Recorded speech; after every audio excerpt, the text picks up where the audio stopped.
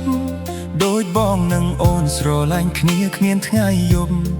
រុកជារស់បានដោយសាររស្មីសំយកតែជីវិតបងភ្លឺពេលដែលមានអូនចូលមកថ្ងៃដែលពួកយើងរងចាំហើយនេះគឺជាស្នេហ៍យើងថែមកច្រើនឆ្នាំតស៊ូតាំងពីក្ររហូតដល់មានបានទោះអាក្រក់ឬល្អបងតែងមានអូនក្បែរប្រា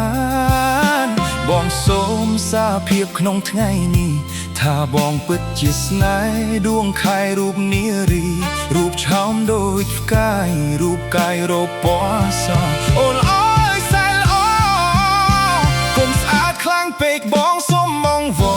ទុំអារម្មណ៍មិនជាប់បេះដូងលោតញាប់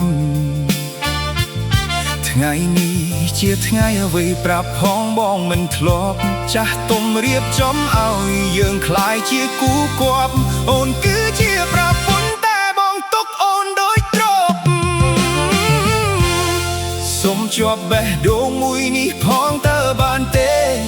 យើងមាននិស្ស័យបានក្រាបក្បាលដល់កន្ទេលក្នុងនាមជាស្វាមីបានថ្នាក់ថ្នមថ្លៃគ្រប់ពេល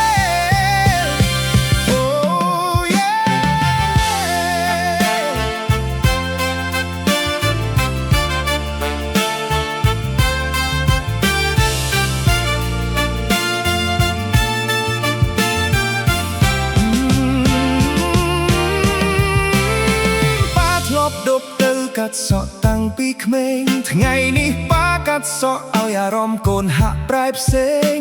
ម៉ាក់ហុចកញ្ចក់ឲ្យខ្ញុំឆ្លោះមុខខ្លួនឯងទឹកភ្នែកហូរស្រក់ហាងកាត់សក់នេះតុបតែល្អខុសពីហាងដទៃកាន់ដាវមាសក្រាបសែនចងដៃមិនប៉ងប្រាថ្នាឲ្យស្នេហាលើផែនដី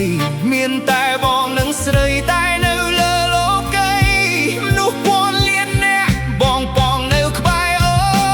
សុំជាប់បេះ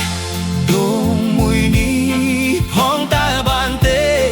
យើងមាននិស្ស័យបានក្រាប